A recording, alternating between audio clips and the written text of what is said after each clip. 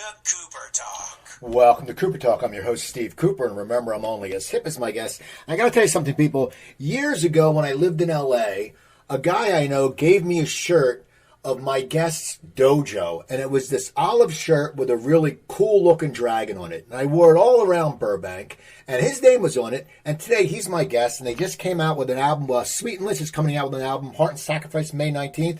He's the creator of Lynchbox, and my guest is George Lynch. How you doing, George? How you doing? Yes, I'm talking to you from my my skyscraper in the Bahamas, where I'm now kind of holed up. I flew here in my G6. P. Diddy was here earlier. The Pope, Sting, we were hanging out. That virgin guy, he's not actually a virgin, so he kind of lies about that. But, you know, he makes planes and shit. I forget his name. He's like a... Richard Branson. Richard Branson. That guy, yeah. Branny, I call him. Now, I got to ask you, tell me about the origin of Lynchbox. Where did this idea come from? Because it's a brilliant idea. It's your new cryptocurrency, right? Well, it's just, but it's not for everybody. I don't make it available. It's very exclusive. I have to meet with you. I have to like you. And then I make an executive decision whether I'm gonna pull out that napkin and write your name on the napkin. But these are going to be very valuable someday. I mean, it's not even they have currencies like bonds and treasuries the government does or some shit. I don't even know that much about this stuff. But anyways, this is less risky than that. That's the great thing. So you tell your wife when you're pulling out that 10K or 100K to give me. I mean, you're not giving it to me. You're doing yourself a favor. Hello, you're welcome. And then, you give me that money and you get these napkins and returns or whatever I write it on. And these are negotiable for virtually any Lynch product that is for sale on my website. So if I go to your website with my $10,000 investment of Lynchbox, and I go to your website and I want you to autograph stuff, will that cost me more, Lynchbox, or will I be able to sit there with my initial investment and say, okay, or are you going to charge me more? So if I go to your website, how do I use my Lynchbox, and do I have to pay for shipping and handling with my Lynchbox? I mean, you got to pay for shipping, handling, anything in the world. I mean, there's no free lunch here. I mean, but when you're buying something that's going to increase in value. Plus, you're getting an enjoyment out of that. I mean, where do you get that in life? You buy a car, you drive it off the lot, it loses 20% value instantly. And then, you do this and that. So with this stuff, I mean, you take those, for instance, let's say you like my calendar. And there's a different pose of me in every month, kind of like Burt Reynolds, right? So you do that.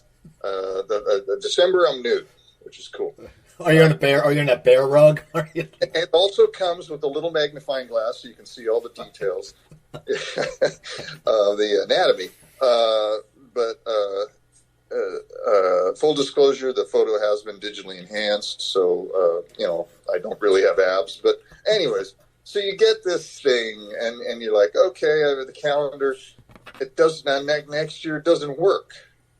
You might want to still keep it because it's, you want to see those pictures of me every month and it's good to, or what I like to do is I like to put it up in my bedroom because it gets my wife in the mood. You know what I mean?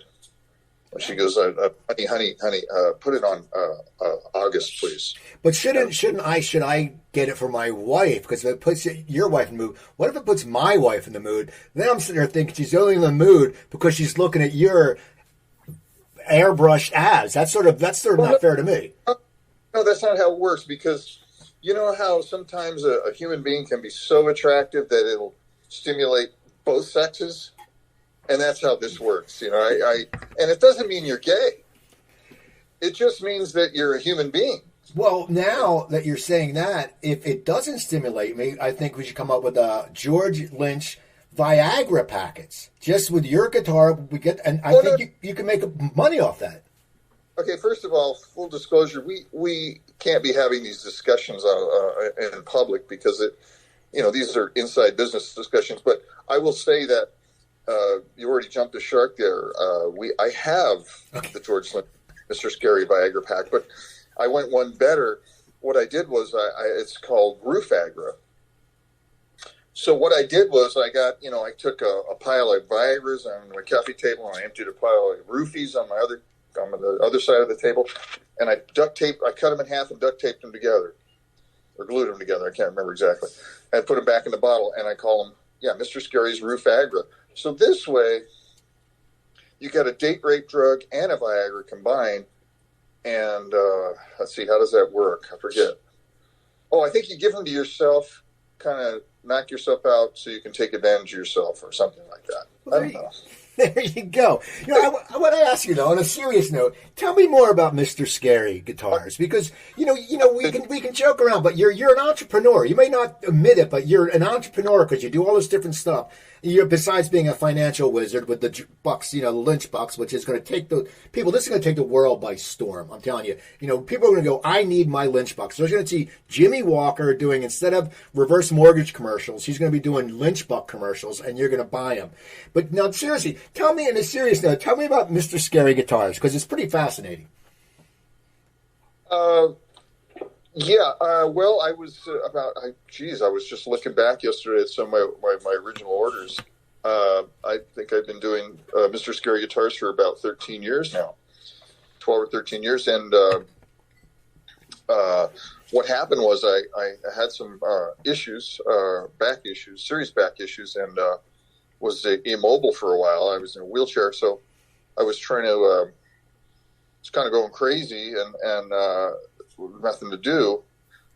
I actually did a couple shows in a wheelchair, but I took the wheelchair and had it all modified so it had like pipes on it, like a tractor trailer with smoke coming out and flames on the side, try to make it part of the show. And that was actually pretty dumb. Didn't really work out the way I imagined in my imagination. But then the other thing I did was I started getting some guitars from ESP, and they gave me a little space there. And I would go down there and I would just start working on these guitars. They were all finished guitars. So I would like take all the paint off, and I would do various things cosmetically to these guitars. And it's a really good friend of mine, a guy who works he's the president of Victoria's Secrets. He hit me up. He goes, dude, I really like that. He goes, could I get one of those? I didn't think of that. I was like, well, maybe that's sure. Why not?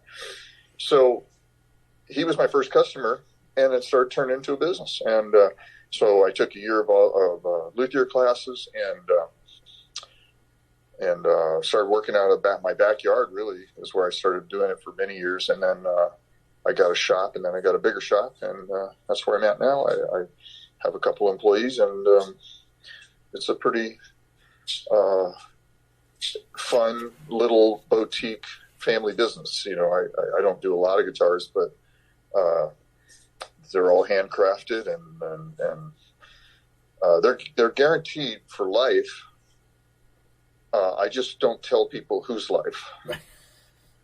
But based that on my great grandmother Agnes's life, actually. If you read the fine print, the only way you can reveal that fine print is to pee on it. It's this thing I learned in prison. But just kidding. Anyways, yeah, they're all really like all my guitars are really very San Dimas, Charbel, that era. Classic San Dimas, Lynn Ellsworth, Wayne Charbel, Grover Jackson. That whole vibe, because I spent a lot of time out there when I was a young man, and learning the craft and picking up spare bodies and necks and hanging out and watching them build and picking stuff, out of the bone pile that they let me have, or I could buy real cheap, and would put guitars together for myself. And that's really where it came from. So they're very, very, very playable, very conscious of the tone wood and the effect it has on. All the pickups are hand wound. It's all kind of that early 80s, late 70s, early 80s, San Dimas, Southern California vibe. So it's me, it's Eddie, it's, DiMartini, and Jakey, it's that whole thing. That's what we were all doing back then. Randy. It just carries that legacy on. Now, when you start putting them together, when you start building, do you have a pure vision in the very beginning of what it's going to be, or do you do a little improv in the middle and sit there and go, I might change this? I mean, how does that process work? Well, I have two different ways of working. I have developed specific models at this point that people can order, and they look at their previous versions of those models I've done, and some people are just like, I just love what you do. Just do anything. I'm happy. Build what you would build for yourself. They're not very particular about any of that. They trust me. And then there's other people that are very particular about they want certain things. I want this color. I want this inlay. I want these neck dimensions. And I accommodate them as well. Based on a model, though. Then there's another thing that I do, which I'm leaning towards more now, which is I call spec guitars, which is when I have some time off, like between tours in May, we've got a couple days off that me and my tech are going to go in the shop and start put some bodies up and have some fun and build some guitars. We just start with a blank slate and we just do whatever, and we swap necks and parts, and maybe I'll have some old necks and parts from some of my older guitars. Or we mix and match, and we just tape and paint and carve, and whatever. We're not sure what we're going to do. We get there and we start riffing on different ideas. So last time we were there, I did a Tree of Life carving. It was a purple and gold thing. Came out great. We did a few Eddie tributes, which were every color Eddie scheme on one guitar with the taping and all that. I did one called the Desert Rose, which is all hand-carved barn with a carved rose on one side and a kind of a skull with a bandana countersunk into the butt of the guitar, and shotgun bullet shells countersunk along the edges as rivets, as binding, and I don't know. Then we did here's another thing we did, which didn't quite work out, but we ended up selling the guitar and everything. I mean, I have never not sold a guitar, so everything I make I sell. But we went down to Venice to see how those guys do those space pictures. Right. I don't know if you ever. Yeah. And you can see it online now. So we got so we went out and got the different bowls and cups and lids and the spray paint and we just did stuff out of cardboard. We tear cardboard to make mountainscapes and stuff. And we did a couple of those. I think we did one or two. Those didn't sell right away. Those took a little while but and then I did another one, which actually was really cool. It was the desert scene. We used faked barbed wire as binding. What I did was took lamp cord and I twisted and painted the lamp cord and distressed it and countersunk it into the perimeter of the guitar. And it looked exactly like barbed wire, but it doesn't hurt you. And it's also countersunk into the guitar. And then, we just did a desert scape on there with the cactuses and the coyotes and the sunset and the mountains and stuff. That came out really cool. And then, the pickups are all whatever. We do crazy wides, weird P90 things or Filtertrons and, just really interesting, distressed. I used actually burlap on a set I just did, which really kind of matched the guitar, very rustic and, material was kind of, I've never seen anybody do that. We waxed the burlap so it wouldn't move. We used screening and different, just all kinds. I'm starting to get into using bone, stabilized bone like these for knife handles. So I found some prehistoric bone somebody had gifted to me, and it turned out into some bobbins for a pickup. And all our pickups are made to be, degaussed, and they're very PAF, 50s type Gibson pickups or whatever we're trying to emulate at that point. These are all, we use the old wire, we use the old Alnico magnets and all that kind of stuff. So it's all authentic and, real traditional stuff. We use hide glue, and, we don't use modern materials. All the paint we use is nitrocellulose lacquer, so it's very thin and off gases and sounds better over the years. All the wood is highly selected tone woods, that I get from all sorts of different places. But the whole thing is pretty well thought out, and they're magical instruments. And they're instruments for life. So people love them when they get them. The only downside is I'm so freaking busy because I'm doing all these damn interviews that I don't have time to go build guitars because I'm making so many records and touring so much. So I've got 9 albums coming out this year. I leave Friday to leave for a month. I'm going to Haiti to play, and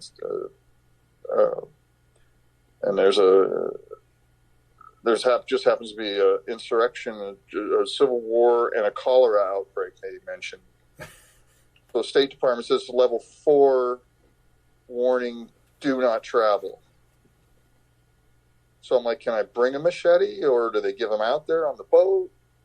Dude, no. Just throw them Lynchbox, man, and you'll quell any audience. Anyone will. You'll be the next whatever is the prime minister of Haiti if you have Lynchbox. I'll be the next baby doc. Yeah, exactly. Yeah. Tell me about the new album, Sweet and Lynch, Heart and Sacrifice. You tell me about it, because you have a very good way with words. You like to tell stories, and I enjoy that because it makes it easy for me. So tell me about the new album. Well, I just love talking about myself, so that's really cool that we're doing this. I always feel bad for the interview afterwards, because it's like, having a conversation. Imagine in real life meeting someone and the conversation going like this. That happens to me all the time. Yeah, it's your job to sit there and listen to the other people brag about themselves. But I mean, what a unbalanced, uneven, stupid exchange. I mean, it's just talk about. I guess that's why they called it an interview, though, right? Well, tell me about the new album, then. Tell me about yourself. Brag about the new album. Brag about it. This is your time to brag. No, I'm not going to say, hey, how'd this happen, George? I'm going to say, brag about the damn album. Well, how there's been all these other albums in the world up to now. And they're like, whatever, Led Zeppelin and this other one and a bunch of other ones, Pink Floyd stuff, I think. So now there's this one. So now it's like a paradigm shift. So all things, how there's BC and AD or whatever it's called in the calendar, because there's that point, that thing that happened in time that bifurcated all of history forever, right? It's this transformational thing that happened with Jesus, I think. So that's what this is. This is kind of like what Jesus did for humanity, but on a musical level. That's good to know. So there you go. Now tell me more about the album. Tell me more about the album. How did you and Mr. Sweet start playing together? Probably underselling it here, but understating it. But there's been no album like this ever in history. It's more than an album. I mean, it's more than music. It's just this kind of eclectic experience that will change your life and make all your wildest dreams come true. Increase your bank account, your genitals will increase in size. I mean, your sex. People like you more. You'll be incredibly happy all the time. You'll live much, much longer. It has certain frequencies do things to your organs to kind of rejuvenate them, much like growth hormone, but it does it with musical waves. Yeah. Now, I'm not making. I got a question. I got a question for you. What happens if I put on the album and have your calendar on the wall? If you got the calendar, the coffee cup, the Lynchbox, and the album, that's called the triple banger. I forget what they call it. It's like the trifecta. But yeah, you got the whole package right there. Yeah. But pretty much at that point, you could probably just quit your job for sure.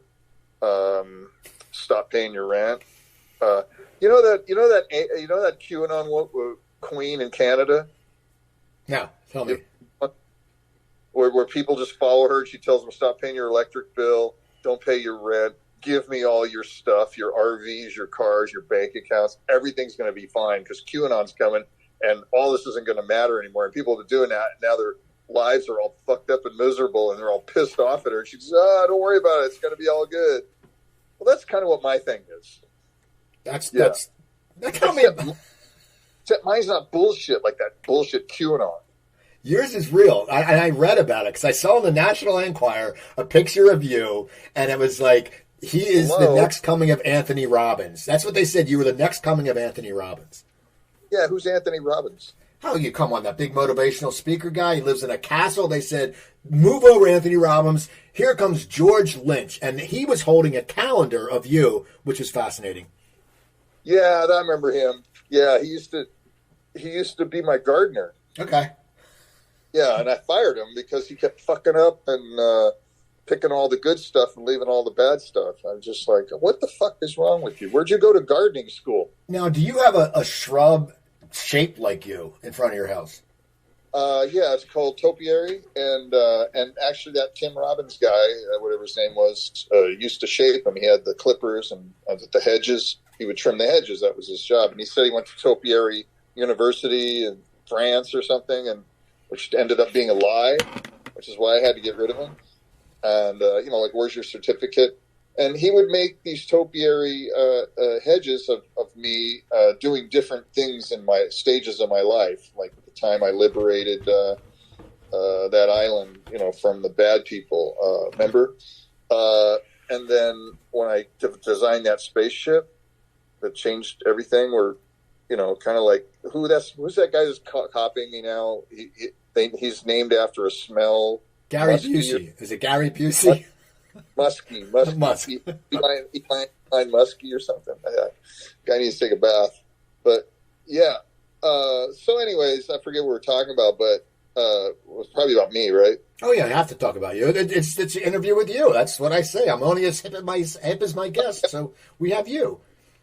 About the album, right? Yeah, tell me about the album. No, in all honesty, I want to hear about the album because I plan to play it and look at the calendar of you and just drink a beer and have a great night. Okay. That on the album as a disclaimer. Again, you have to pee on it to reveal the writing.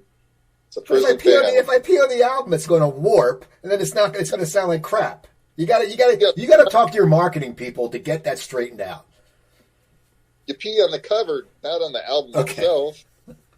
The writing, where the letters are. Okay. You listen to the round black part.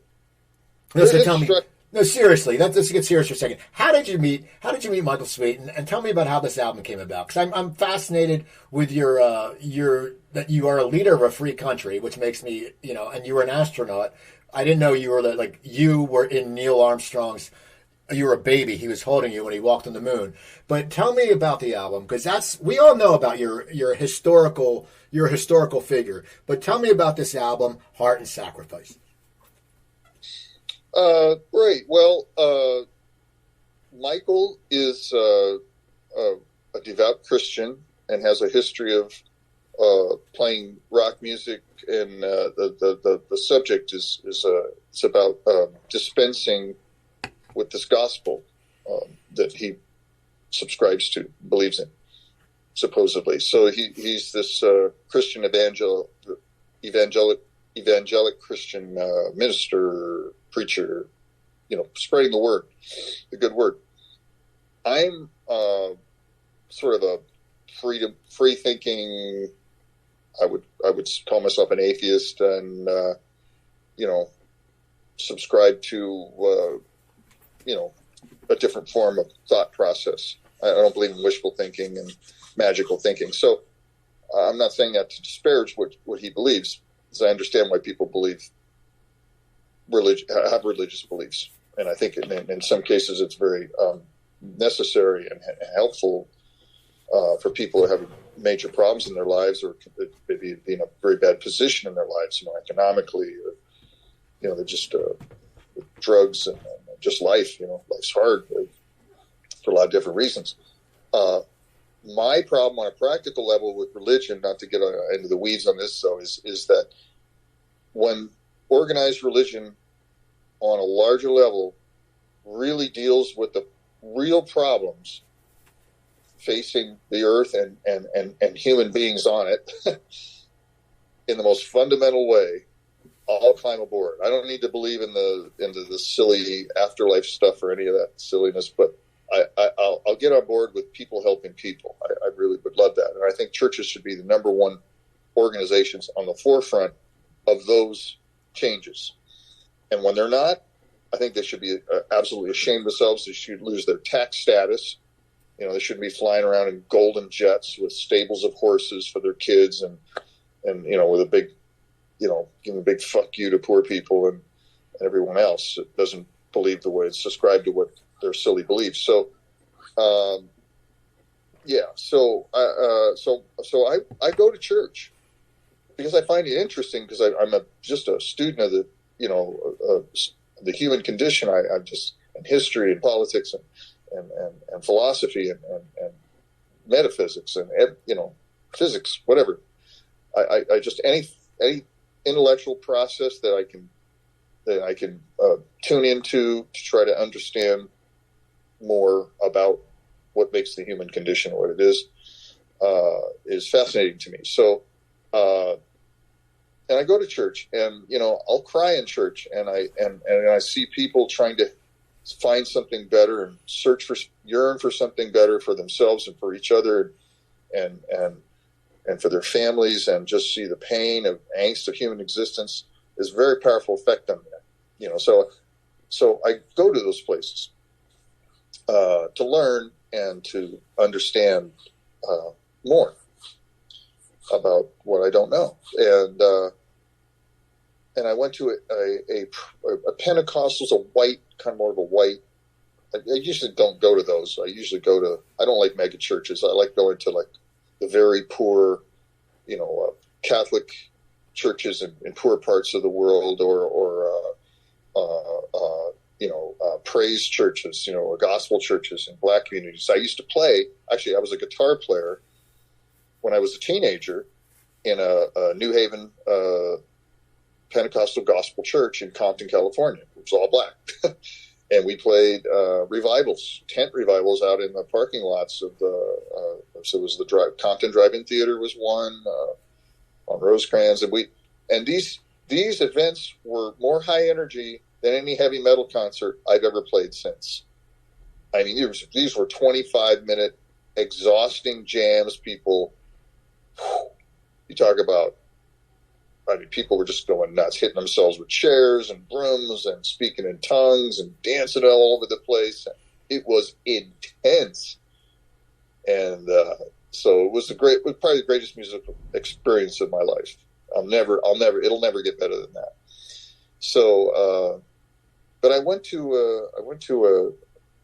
a church. Where was it? I can't remember. I was on the road, but we were doing a show with Stryper, and Michael was at the church. And Michael, they knew him there, and so he was asked to come up, and he spoke some words about his ministry and how they use their music as a vehicle for the message and to reach, you know, fans and stuff. And so we started this conversation about that, and then that led to, well, why don't we do a record and sort of convey some of these things we're having in this conversation through our music, and use this record as a sort of a vehicle to express these two opposing ideas, where Mike thought, well, there won't be opposing ideas. They're not mutually exclusive. They'll kind of work together for a form of betterment of the common good. And I was thinking, I don't see how that could really work, because that's trying to say like capitalism and democracy can work together. No, they can't. Eventually one's going to have to give, because they're counterintuitive. And so, but we started working together. We did the record. The original concept with Sweet and Lynch was it to be a concept record, and I would write half the messaging in form of lyrics, and Michael would write the other half. The problem arose when we got in the studio. I was like, let's say, who's going to sing the atheist lyrics? The Christian guy? Well, I can't ask him to do that in any good conscience. So, and I don't sing. People pay me to not sing. Because I used to have a job as like one of those mariachi guys in a Mexican restaurant in San Antonio down by the Riverwalk. I was one of those guys with the big guitars, and people would literally pay me not to play. They said, "What do we have to pay you to go away from our table?" So that wasn't going to work. So we couldn't figure it out. So we reverted back to just, the easy solution, which was, I'll write the music, meaning not the lyrics or the melodies, just all the underlying music. And then I'll hand it over to Michael, and Michael will write his songs about how he loves little baby Jesus and his wife, which is what every single song is about. Do you ever want to put any of your input into it, though, of the lyrics? I mean, can't you guys just sit down and come to a happy median? I mean, I know, as you said, it sounds crazy with the two, it'd be like having a hardcore conservative and a hardcore liberal sitting down and coming up with an idea. But I've hung out with the two of them before, and in my old place in Burbank, and we would hang out and bullshit and drink. And at the end of the night, they would at least be saying, hey, you know what? I'll give you a little pass on that. I sort of see your point. Can't you do that?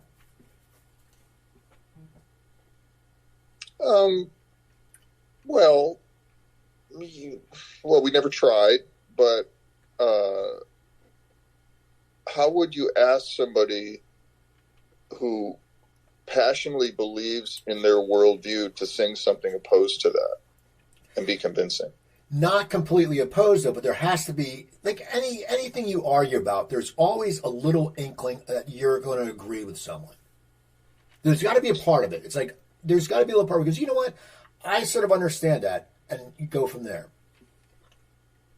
I get that. And that's why I suggested earlier when we were talking, I said, well, listen, if churches could be a force for political good, meaning support policies that are good for most of the people most of the time. And that should be the test. Good for most of the people most of the time. Raise the floor, lower the ceiling. We don't need multi-billionaires because it is a closed loop. It is for this amount of economic inequality to exist, then you have to create an underclass.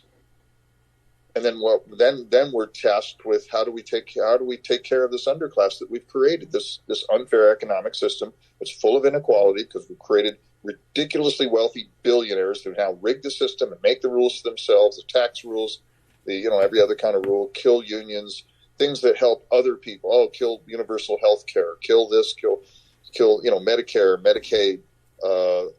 School vouchers now, so rich people can go to special little schools. They don't have to go to public schools. So now we're all not mixing together and hanging out together, And we got the rich people over here and the poor people going to the shitty schools over here that are underfunded because we have vouchers. And healthcare is the same to everything. It's all the same. It's all about money. It's all about money. So how do you fix that? Well, you fix that. Let's have the church help fix that. Because how many Christians do we have in this country? Many. Percent of the country. And who do they back? Trump. Who's the worst at all those policies I just spoke about. He wants to destroy the environment. He only cares about rich white people. He's a bigot. He's a racist. He doesn't have a clue. Guy's never been on a trail in a mountain, save his life. He has no empathy for the natural world or for other people. He's the least empathetic, compassionate person on the planet. We're not intelligent. Why do we have this person as a leader of the supposed free world? So, but the churches back him. Okay, so how does that happen? So, okay, Michael Sweet, you've got a mouthpiece into the church's ear. Let's use that to make the world a better place, a fairer place, more equitable place. Let's start doing things. Let's start doing good work here. And let's do that. What does that mean?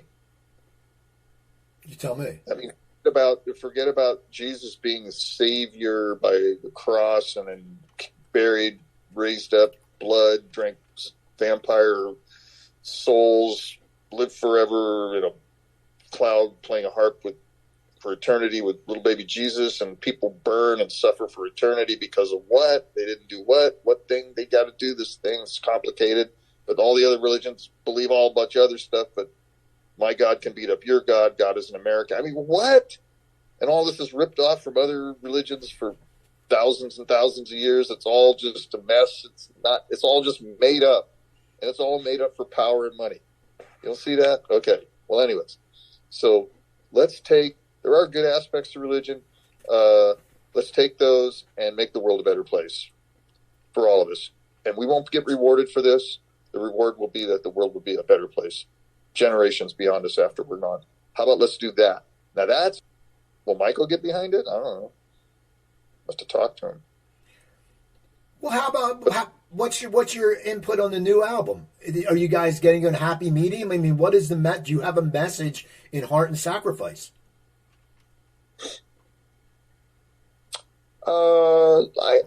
I would say that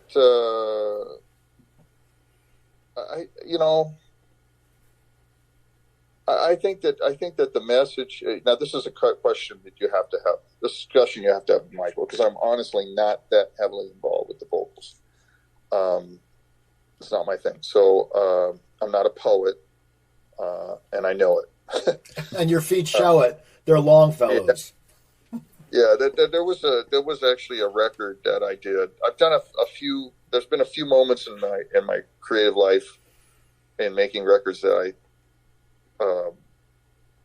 was very passionate, and it was like a water faucet got turned on like a fire hose, and I was actually just flowing like crazy. I had so many ideas because it was issues connected to what we were just talking about. And I did a film called Shadow Nation, which is about the history and the dilemma of the First Americans, Native Americans, and specifically in this country, but pretty much anywhere, indigenous peoples played anywhere. This film was called Shadow Nation. We had a band called Shadow Train, and comprised of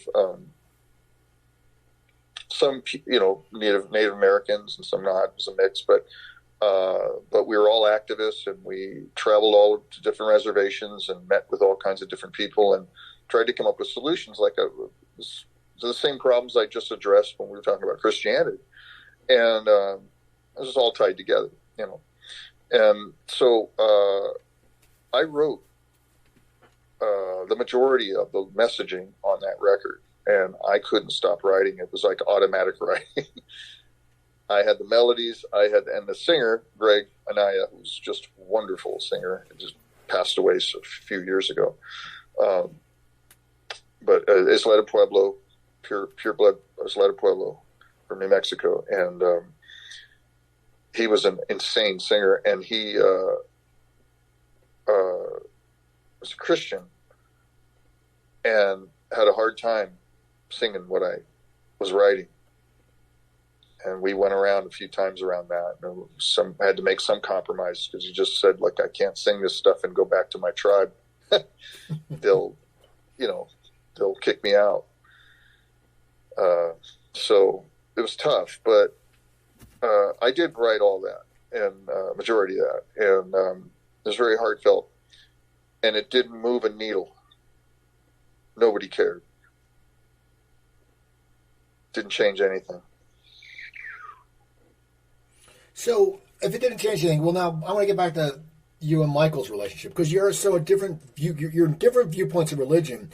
This is your third album together. So did you like working with each other that much that you said, let's keep doing this? Because a lot of times, if you have differing opinions and different things, and you work together and you try it, it's like people have been married 3 times to the same person. Like, you do it and it doesn't work. Then you go, maybe we'll get back. And it doesn't work. So what makes the relationship with you two special, that you can work together? Is it just a respect for each other's talent and what you do?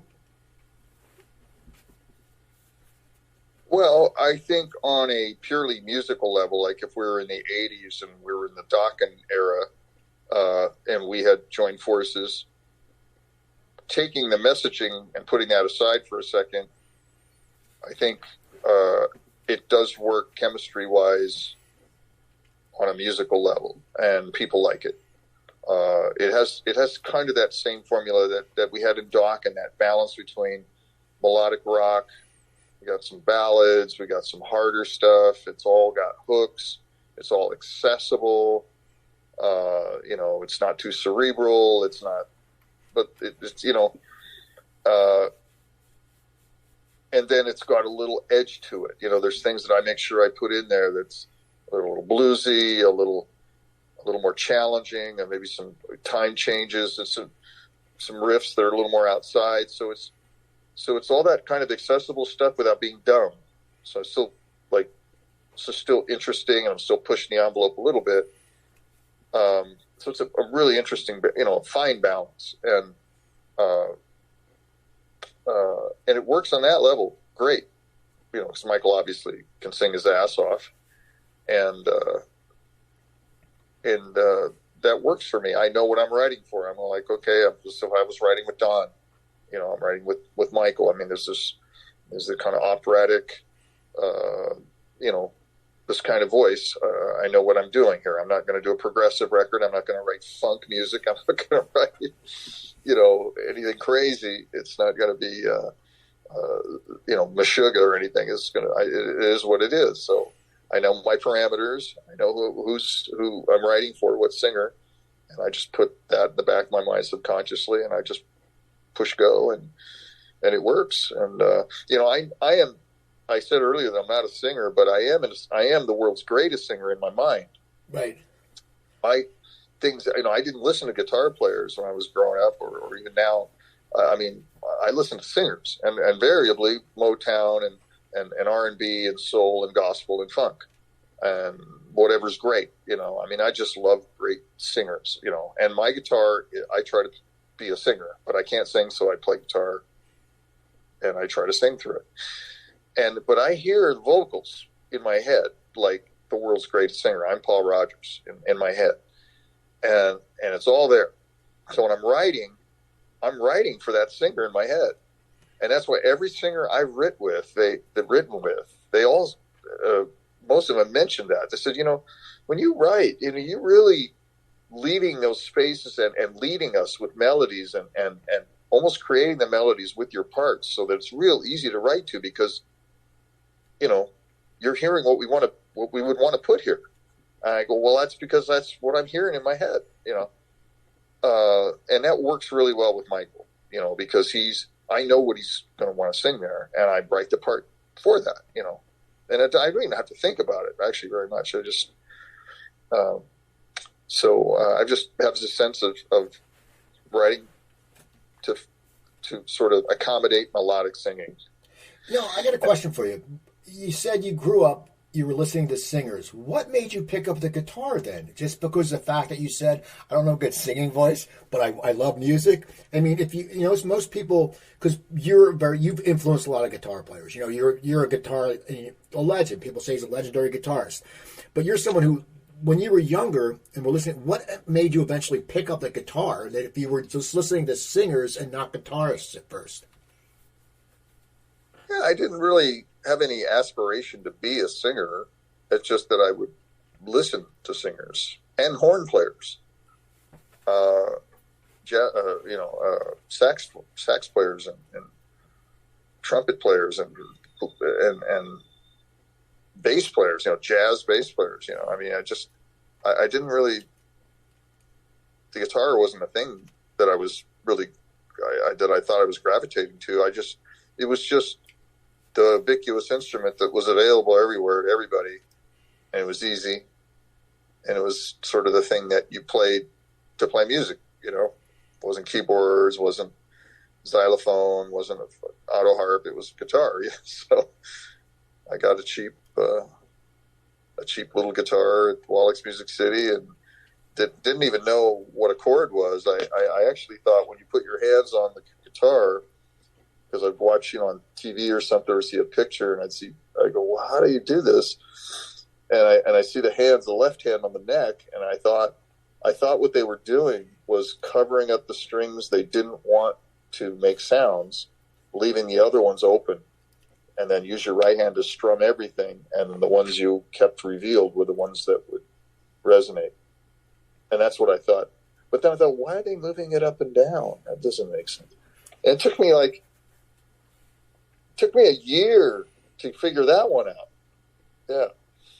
And then, I started putting it together, and then of course I started falling in love with guitar, but yeah, my motivation wasn't I wanted to be a guitar player. It was just that I loved all this music I was listening to and wanted to be just somewhere in the mix. It's like you're at an orgy, and maybe you're not the main guy, but at least you're kind of like somewhere in the mix, like around the edges, you're getting a hand job or something. Well, the last orgy I was at, they had a George Lynch calendar, and we couldn't get any of the women because they kept staring at it and hooking up with each other. So thanks a lot, George. Thanks for ruining my orgy. Jesus, God damn it. What the hell? There's an upside and downside to the calendar. That's why there's a disclaimer at the bottom, again, written in invisible ink that you have to pee on to reveal. No, listen, I always talk to my guests. I know you're asked all different questions, the same stuff. Here's what I like to talk to my guests about. Tell me a few good stories from the Dokken age and from the Lynch Mob age. Just tell me some good stories that you may not tell people, because stories fascinate me. I'm not going to sit there and go, why'd you guys break up? Why'd you get together? I'm not going to do that. Tell me some damn good stories, because good stories are always fascinating. Wow. Oh, Jesus. I mean, so Dokken was a band that they were called Airborne, and they'd open up for a lot of bands in Southern California, including us. So we'd share the bill with them on some stages and some venues. So we knew who they were. Don was kind of notorious for stealing other people's songs. So I remember and listen, he's going to read this and going to get mad, but whatever, who cares 35, 40 years ago. But we would show up at these shows playing with them, and they would be inside soundchecking playing our song already. And we'd look at each other and we're like, these guys are playing Night Boys. So our band was called The Boys at the time. I was like, what? And we get up on stage, and so that would happen. And then they would play other songs that we knew about, but they would be really hit, like deep tracks from bands we all loved, like Judas Priest, but off the very first record, but not a hit song, some obscure song. And they would play that, but Don would say that he wrote it. Then I remember we finally went on tour in Europe, and we were doing these, out of a rented van that we weren't paying for, and we were sleeping in. Well, Don had himself hooked up with some teacher in some nice villa, so he was all taken care of. But the rest of us had to fend for ourselves, so we got some room. It was like a boarding house for Czechoslovakian refugees that were perennially drunk, and it was in this attic. So we had to go up, and the stairs are not like stairs in America in these places that. The stairs start kind of normal, and then they get small. And by the time we were up in our attic, these stairs were like they were like the gerbil stairs. They were like, an inch and a half. And dude, I was treacherous. We get there, creaky, doors didn't lock. So we go in this room that we all shared. Juan Crucier, who's now in Rat, was our first bass player, Mick Brown, and myself. And Mick and I came from Exciter and the Boys, which was our bands previous to Dokken. We agreed to be in Dokken. So we get in this room, and that doesn't lock, and there's one bed, so we all have to sleep. Not homophobic, but I mean, Jesus, come on, those aren't pillows. And we get in bed, and then there's this, like, where's the shower? So there's this cubicle thing in the middle of the room with no privacy, glass on four sides. It's a shower in the center of the room, a shower, with the doors, So basically that was our entertainment, was watching each other shower, which is, again, gay. And then the other thing we did was we were right next to the red light district in Hamburg, and we had no money. I mean, virtually no money. So all we would do every day, and we were across a lake, but the lake was frozen. So we would have to walk across this 3-mile, it's called the Ulster, right off Zierostrassen. And we would have to hike 3 miles across this frozen lake to the red light district where all the action was. And maybe we could afford a slice of pizza that day and just watch all the sex shows. And they had this one particular kind of sex show where you would be in these booths, and all the sex would be occurring in the middle of the room there, and all the booths were around it. So you would put a mark back then, this was before the euro, and you'd have marks, and you put a mark in, which was like $1 or a quarter or whatever, and the window would go up, and you could watch the action that was going on and do whatever you wanted to do, right? What would happen every day when that happened is I'd see one of the other windows go up on the other side of the circle, and it would be somebody I knew. So it'd be Mick. Hey, Mick, you can't hear me, because these are just like soundproof booths or whatever. Mick, what's going on? He'd be waving to him. He didn't see me, and he'd be kind of busy. I don't know exactly what he was doing. Sort of working, a little sweat on the brow, a little intense, jugular poking out. I don't know what the hell was going on. And then the booth started going, once your money runs out, the thing goes down. And I go, Mick, and the thing go down, and then my thing would go down. So I have to put in another quarter, and then my thing go up, and then Mick's would go up. Hey, Mick, what's up? Or Don, whoever it was. And that was our life. And then we got a gig, and we play all these fantastic old venues that didn't really seem so fantastic, but they had great legacies, like the Star Lounge and these places in Germany and other places in Europe that were the Beatles and the Rolling Stones and Hendrix and Albert King played. It was just fantastic, zebra stripe furniture and just really tacky and amazing. And so we'd play, and we weren't very good back then, by the way, but we were just evolving and emerging, figuring it out. And then we finally got our big break. We got a gig for. Prostitution is legal in Europe, and so they have these. It's an industry there, and so they have these conventions, pimp prostitute conventions, and so they hired us to be some of the entertainment, and it was at the CP Hotel, and they had a ballroom and everything, and so we're in a dressing room with a transvestite, whatever group. Well, that was interesting. And so we're getting dressed and everything, and we go out to play, and the one rule was, don't look at the girls, don't talk to the girls. Last thing these girls want to see is what. This is their one night off, right, with their pimp. The pimps, their gold rings and their giant mink coats, and their it was right. This was over the top, unbelievable. Pimpage. It was crazy, and it got worse from there. I don't know if I don't want to go into details beyond that, but there's a lot of things that happened. Yeah, so we finally get into the studio. We get and we were in a studio with the Scorpions and Rory Gallagher in Germany. Was in the other rooms. And so we were, we talked to him and hang out with him and everything. It was pretty cool.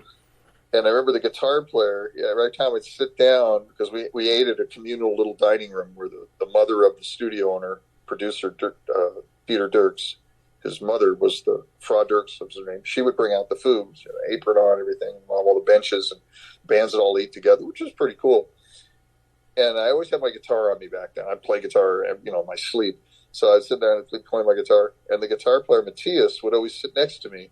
And he'd always ask me, and we'd be eating, and I'd be, eating my, whatever the hell it's called, terrible German food. And he'd be like, what was that you played? Show me that again. I'm like, okay. Crumbs all over it, dripping gravy on it, stuff. And I'm like, he'll show me that again. Maybe keep showing a show. He'd bring his guitar, he'd copy it. I'd go, okay, great. Dinner would be over. They cleared the tables. They'd go back in the A studios right there. We were down in the basement. All right, we had to go outside, go down. We're working with Michael Wagner down in the basement. They were in the big room, which was right there off the dining area. So I'd hear them when they started playing. I'm like, wait a minute. He'd go right in and play what I just showed him and put it on the album. So I go in there to be tracking, with Dieter Dirks. I would be like, and it was Blackout was the name of the album. And I got the album, and I listened to the solos. I'm like, he did this all over the record. All this shit that he was just like, hey, man, show me that. Okay, cool. Oh, show me that. Oh, cool. You go in and play it on the record. Shameless. Tell me, it's crazy. Tell me, because I lived in L.A., and when I would moved out in the 90s to L.A., the 2000s, 22, whatever. The Sunset Strip wasn't like it was when you guys were breaking. Just tell me how crazy the Sunset Strip was when metal was just really exploding. I mean, is it as true as what everyone said? People just constantly packed, people putting up flyers. I mean, what was your experience? Yeah, it was like it was the Wild West, and it was very exciting, and the rules weren't written yet, so that we were just kind of making shit up as we were going along. So a lot of the bands were really different. You know, there was I forget what they were called. There was some band that was a magic band where they had a huge fountain on stage and holograms and smoke and all this stuff and these outfits, almost like Angel, you know, and they would have this light show and lasers. It was just insane. But that was only one of those, you know. And then we had a la carte, who were like these. They were all heroin addicts, and it was a trio, and they sounded like ZZ Tops. They were great players, great band. Kevin was an insane guitar player, but in the Billy Gibbons realm, you know, great tone. But they were all wiped down on smack, and they would dress up in lingerie like the Rocky Horror Picture Show. So you get this three-piece come out there sounding like ZZ Top, all drugged out on smack, but awesome in lingerie. So there was that. Then you had Van Halen, you had Quiet Riot, you had the Dogs, you had all Kim Fowley's bands, like what were they called? They had some space band, Laser X or something. That wasn't Laser X, something like that. You had the Runaways. But he had had some space band, Zoltar something or other, and they all had, you know, you see them in Hollywood, and they all had their foil hats on with the antennas, and they had to have a different language. He forced them to speak a different language, space language. Just make it up, but always be in character wherever you're going. That was his rule. Kim Fowley was this like dictator manager, supposedly creative, you know, guy, and he would tell you what to do. He didn't care if you played good. He didn't care if you had good songs. He just wanted, it's all about image, 1,000% about image. And he actually wanted to manage us at one point. And he told us, you have to be from outer space, and you have to change your name, and you have to be not too glick too, and you have to invent this language, and you have to wear the foil, and you have to make up outfits, you know, out of whatever, look like you're from space, and always be from outer space. You got to believe it, and you got to live it. I was like, guys, I don't know. Be cool to work with Kim Fowley, but I mean, Quispin really cut out for this. I don't know. Quispin Quake. There you go. It goes back to the cereal, the Quake we talked about. See that? You would have been perfect. Where's the Quake? What happened to the Quake? Bring back the Quake. I like Quake a lot better than Quick. Yes, well, Quake was better. That's why I learned. But so what was? How did you? You know, when did you guys finally get your break? When did Dokken get their break? We never got a break.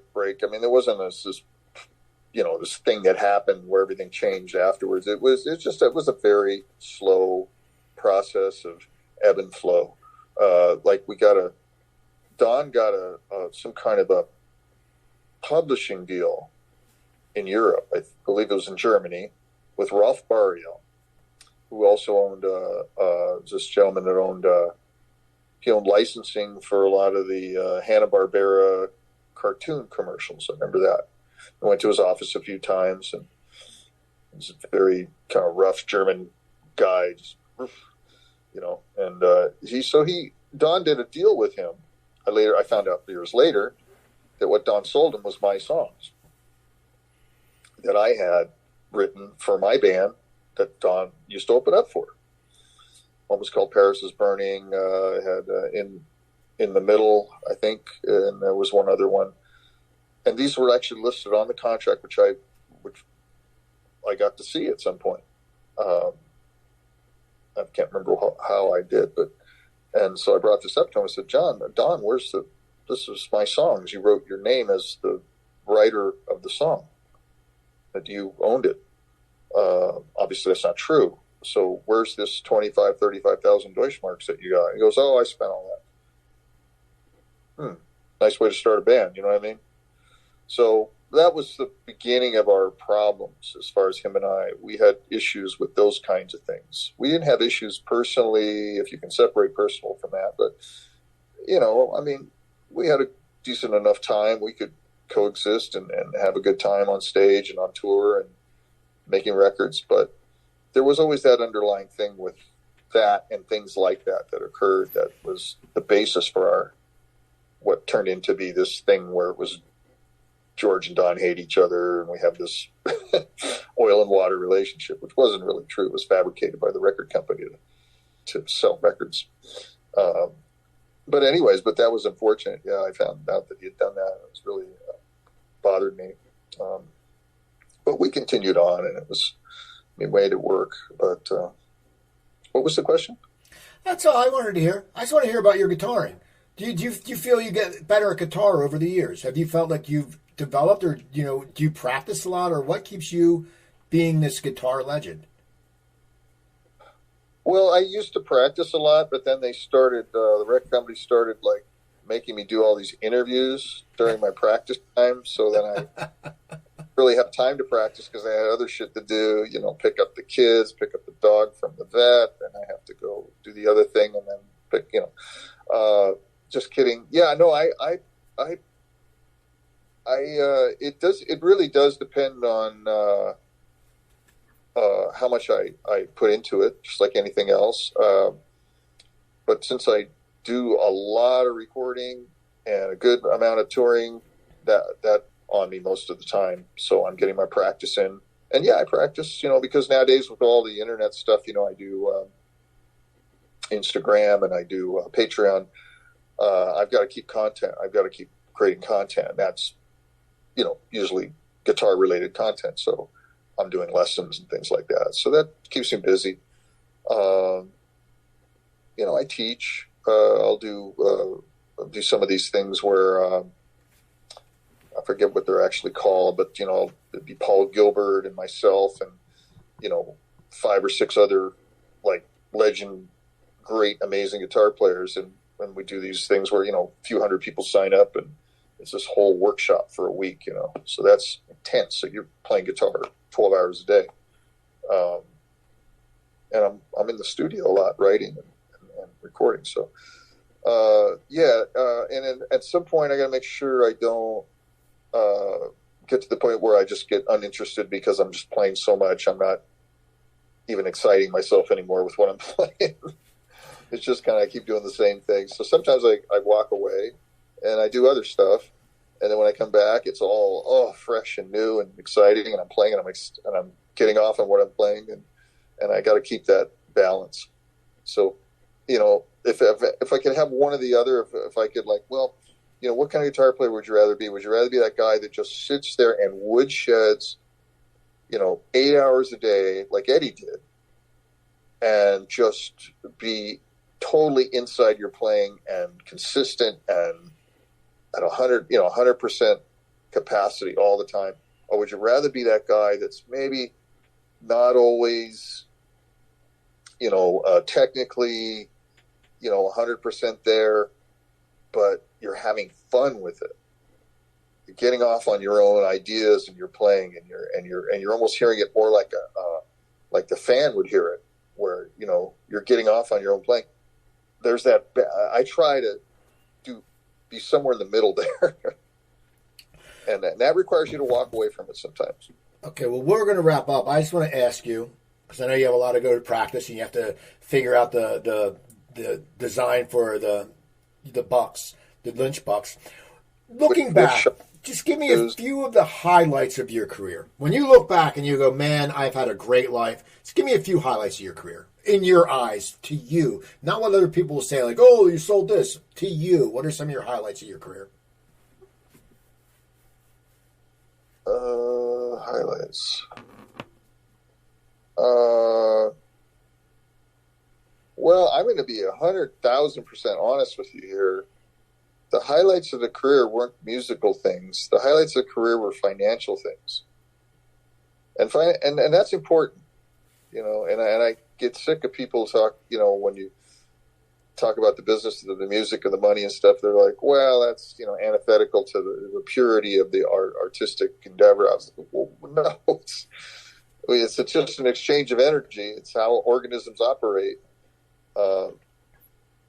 So I love the game, I love the business of it. And when we got to the point in my life where, as I was poor for a long period, for a very big portion of my life, and I've grown up with a work ethic. My father taught me work is love. So I've been, working since I was a kid, little kid. So, and I pride myself in that. So when I got to the point where in my life where it's like I can actually feel like I can breathe, and I don't have to be, climbing every mountain, uphill both ways, carrying 100-pound load of rocks in the winter, I can actually let go a little bit and enjoy the process rather than be grinding and grinding and grinding. That was really a point in my life where it changed for me, where I've felt like I've achieved something. I'm not sure what I would call it, but I felt like I just kind of reached a point where I have a little bit more flexibility, a little bit more freedom, and a little bit more security for my family. And that was probably the highlight of my musical journey. And I'm sorry, you think it would be like a musical thing, but it's not. It's that. No, that makes sense, though, because, you're right. Everyone talks about the grind, but the grind sucks. You talk to people who've never lived like paycheck to paycheck. They don't get how much it sucks. They go, oh, yeah, when I got out of college, I was a touring stand-up comedian. I wasn't making a lot of money, and people are like, oh, you're doing what you're doing. I'm like, yeah, but you're living in a big fucking house, and you're not worried about this. I said, I got to worry about if a gig falls out, I got to find another gig. And that's the thing people don't understand. And I think once you do make the money and you feel comfortable, I think that you can create better. That's just me. I may be wrong about that, but I think you can, because you go, I don't have to worry about all this other shit. I can just concentrate on picking up, like if you pick up the guitar and just do what I have to do. I think we play better and perform better, think better, whatever, when we're relaxed, as you just said. And you're breathing, you're relaxed, you're not, you don't have fight or flight. When you're poor and desperate, you are activated with all those other things, and you're not playing at your best. So I remember I wasn't relaxed. I was never relaxed. I was always in the studio. So like, look, everything's on the line. I got to play the best solo in the world. This is my one. I got to get this right. Tons of pressure. You're frustrated. You have anxiety. You're stressed. You're not breathing. I used to do this thing on stage where I haven't done it in many, many, many years, but regularly I would hyperventilate on stage to the point of passing out and going to the hospital on big stages with Dokken all the time. And it was very worrisome because I would get myself so wound up that, I had to prove myself. This is my shot. This is my one shot to kind of break through out of anonymity and poverty and prove that I matter and I have something to say. And I go out there and I would breathe, and my arms would stiffen up, or I would, just whatever I did. And I didn't play well. Nowadays I'm relaxed. I got a little bit of money in the bank. The walls are not collapsing in around me. I'm going to be okay. We're going to be okay. My family's okay. I have multiple projects. I have lots of friends that I play with and do different things. And we play with music. It's not this do or die thing. And we're very passionate about it. And I always do my best work. But I just learned to get out of my own way. And that was a giant, giant lesson for me. And that came with security. And that security came from money. So when people say money doesn't matter, it's like, yeah, it does, up to a point. That's true, though. Anyway, George, it's been great. Here, smile real quick so I can take a picture of you, because I'm going to put it on my wall. Okay, so your website is georgelynch.com. Now, Instagram, Twitter, you're very involved with all of that? Yeah, absolutely. Patreon, Instagram, Twitter to a lesser extent, TikTok to a very small extent. I think we're exposed there, but I don't really work it.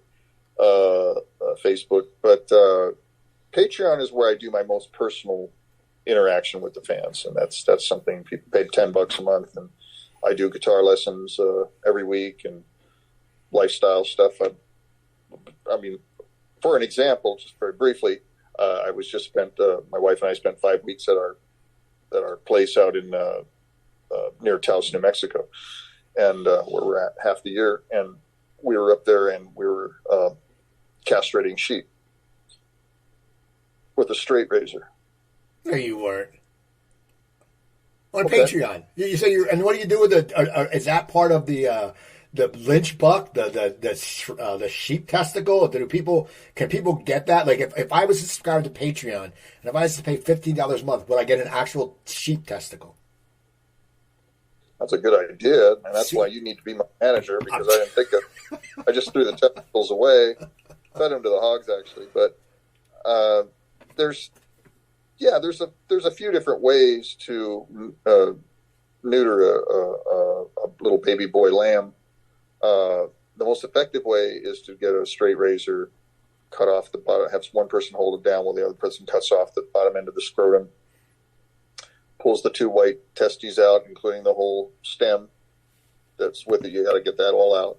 And then they're fine. You don't cauterize them. You don't put any medication on or anything. They heal right up. I mean, it's clean Rocky Mountain air and water, and you just get them on their feet. They go away, and they heal up just fine.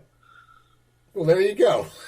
I want to thank you, George. This has been a lot of fun, dude. This has been fun.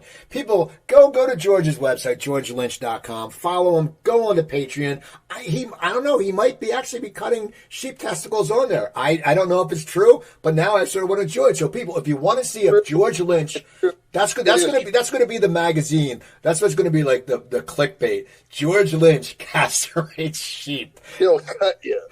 Yeah. So people, go to see George Lynch. Go to my website, coopertalk.net. You can find over 950 episodes up there. Email me at coopertalk.net. Twitter, I'm at CooperTalk. Instagram, at CooperTalk1. Remember, I'm Steve Cooper. I'm only as hip as my guests. Don't forget, drink your water, eat your vegetables, take your vitamins, and I'll talk to you guys next time.